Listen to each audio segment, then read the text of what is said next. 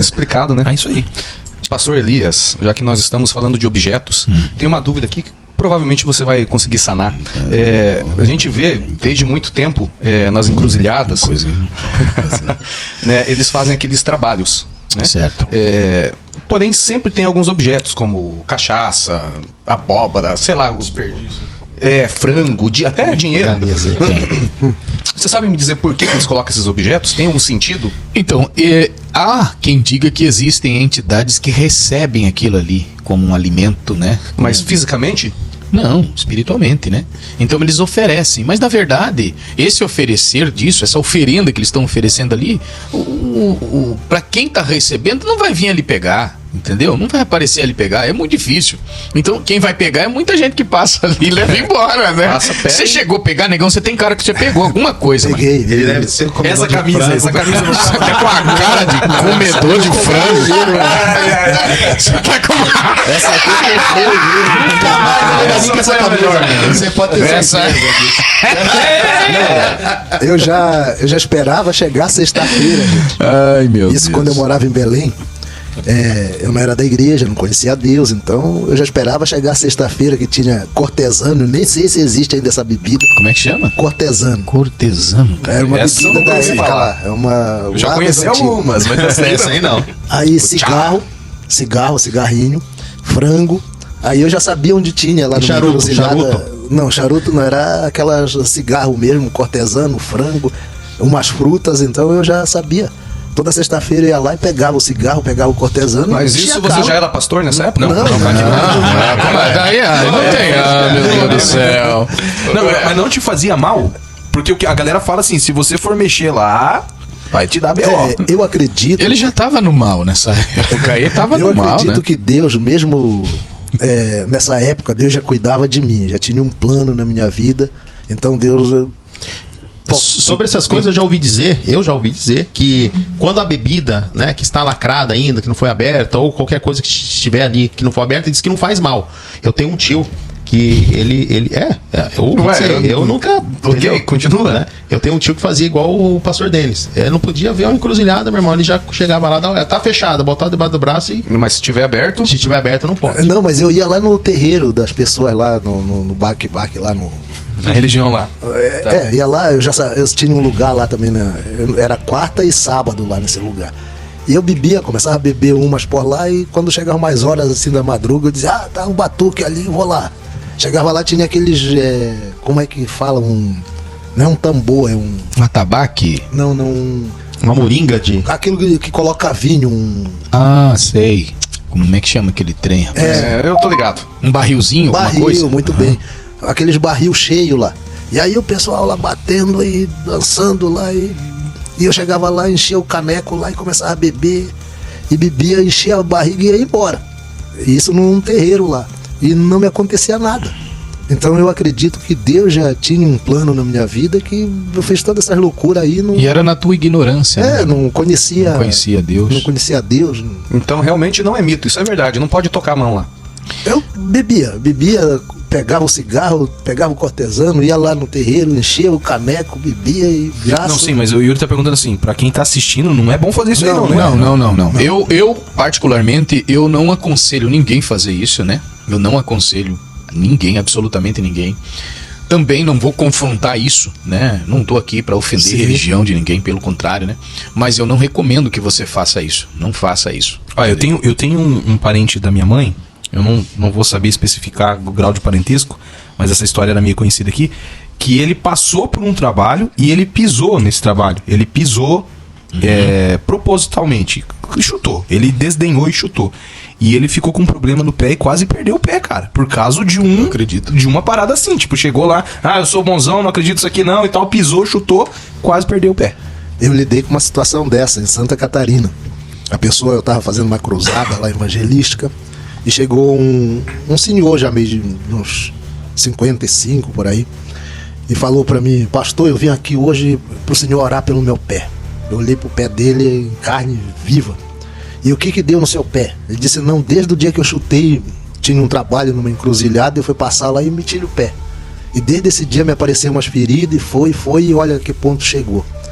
E eu orei, ungi, e fez ele entender uma coisa, que se ele entregasse a vida dele a Jesus, Jesus é poderoso e ia libertar ele daquele mal. E ali ele fez uma aliança com Deus. E quando eu voltei lá nessa cidade, o que acontece? O pé dele estava sã, sarou. Ele diz ele que daquele dia, daquela oração, o pé dele começou a tomar outro rumo, uma cura aconteceu, a libertação aconteceu. E a gente sabe que o mundo espiritual é como o pastor Elias já falou muito bem. Quem não crê, beleza. Eu acredito no mundo espiritual. Como pastor, eu já lidei com algumas situações de pessoas, até mesmo mulher fazendo sexo com demônio, numa cidade também em Santa Catarina. Por que eu falo de Santa Catarina? Eu andava muito nesse estado, eu conheço o estado igual a palma da minha mão. Eu cheguei numa cidade do oeste ali de Santa Catarina, uma pessoa me chamou, até eu atendi ela numa loja de uma irmã, que ela nem foi na igreja onde eu estava, porque ela disse que não queria ir lá e queria que eu atendesse ela lá nesse local. Fui lá, atendi ela, ela disse: pastor, eu tenho até vergonha de falar, mas toda noite eu faço sexo com demônio. Eu olhei assim: como? Toda noite, pastor, é anoitecer, ele já vem, se materializa num homem bonitão e vem, quando eu vejo eu estou fazendo sexo com ele. Eu até já gosto, já fico esperando a noite. Eu digo: não, eu não estou conseguindo acreditar no que você está me falando. Não, pastor, é verdade, isso já faz mais de 3 anos que eu venho vivendo essa situação. Aí a mulher começou a chorar, quando ela começou a falar que fazia mais de 3 anos. Eu orei, se manifestou na hora da oração. E aí o Espírito Santo falou comigo: isso é um processo, não é uma oração que já vai resolver. Você vai ter que fazer várias orações, é um processo. Como eu estava 3 dias só nessa cidade, eu disse: eu vou orar 3 dias com você, mas eu vou passar. Você vai ter que falar pro pastor local aí, pedir para ele orar. Mas pastor, eu não posso falar que ele é daqui, eu tô falando pro senhor, porque o senhor não é daqui da cidade, é de outro lugar. Eu disse: a orientação que eu tô lhe dando é essa. Vamos orar, Deus pode libertar de uma vez só? Pode, Deus é poderoso para isso, mas tem coisas que é um processo, porque já vem muito tempo isso. Então orei e fui embora daquela cidade para outra cidade. No outro ano voltei lá, procurei essa pessoa, ela disse que nunca mais, ela foi liberta. Ela já tinha nojo do esposo dela, tinha nojo. Ela dizia que não podia mais chegar perto dele, que dormia em quarto separado. E depois daquela oração, ela voltou a ter desejo pelo esposo e voltou a conviver como marido e mulher. E Deus foi glorificado. Então eu creio no poder de Deus. Amém. Pastor Elias, você foi muito criticado aqui em um dos episódios por você ter comentado situações parecidas de situações sexuais e espiritual. Quando você falou do íncubus, do súcubus, deu bastante pano pra manga isso. Foram milhares de acessos e comentários e tal naquele material. Eu me lembro. E no meio de... Eu sempre tô dando uma pesquisada, sempre quando vocês vêm aqui eu pesquiso e vejo o assunto pra gente falar e tal. E eu encontrei um vídeo do qual um pastor, ele falava que nós vamos dar conta de sonhos eróticos que nós temos durante a noite. Daí eu te pergunto, ele disse assim que as pessoas darão conta, ele quis dizer que pessoas perderão a salvação por causa de sonhos. E daí eu te faço essa pergunta: como que a gente controla um sonho? Como que eu controlo um sonho? Porque se fosse uma coisa que eu pudesse falar assim: eu vou deitar hoje, eu vou sonhar com tal coisa, Eu quero sonhar com isso. eu ia selecionar os sonhos aí pra eu ter, entendeu? Mas como que a gente dá conta por um sonho erótico? Como que a gente entende o que é um sonho inconsciente ou algo consciente que tá acontecendo sexualmente falando durante o sono?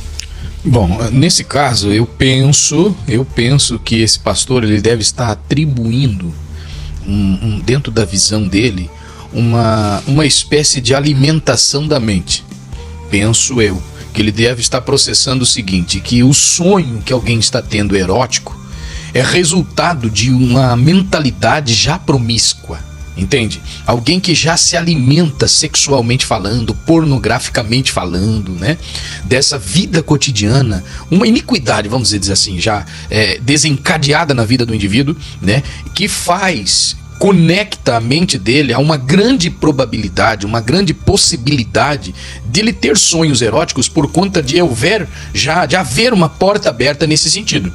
Penso comigo aqui, cá com os meus botões, que ele deva estar atribuindo a isso, entende? E aí sim, então ele ajuiza isso, dizendo: olha, existe essa possibilidade de você ter que prestar conta, dar conta, por conta disso, Entende?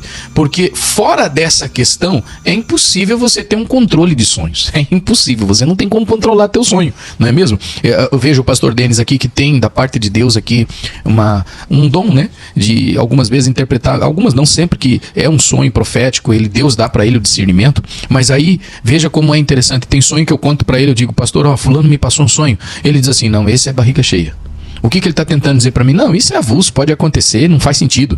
Mas existe alguns que ele para e diz, não, peraí, esse aqui é um sonho que tem sim algum conteúdo, Deus está falando isso, pode estar ligado a isso, entende? Então, eu penso aqui comigo que deva ser isso, né? Alguém que está vivendo, de repente, um ostracismo, né? Alguém que já tem aí uma sofisma, algum paradigma, alguma coisa nesse sentido, né? A sua mente já está aí toda ostracísica, vamos dizer assim. Então, o cara tem isso já e desencadeia, então ele vai prestar conta sim, por conta daquilo que ele já vem trazendo, né? Mas fora desse contexto que eu estou apresentando, é impossível o cara dizer assim, ó, eu tenho controle do que eu vou sonhar. Impossível. Até eu mesmo, eu já sonhei. Com o quê? O pastor Elias, ele falou assim, ó, até eu mesmo já sonhei. Pode olhar. Não, peraí, não é assim não. Lá ele. Foi ele que fez. Interessante que hoje eu estava falando de um sonho. O Milton me contou esses tempos, mas eu vou deixar pra lá isso aí. Eu estava falando de um sonho que eu tive com uma irmã, que não é nem daqui da cidade, é de outro estado.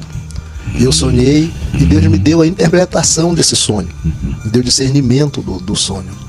E ela, quando eu falei para ela, disse, pastor, é isso mesmo que eu estou vivendo, que está acontecendo, mas eu creio na minha vitória. Glória a Deus. Eu creio na minha vitória e eu já comecei a ver que Deus começou a agir na minha causa. Mas eu consigo, eu sou uma pessoa que sonha muito pouco.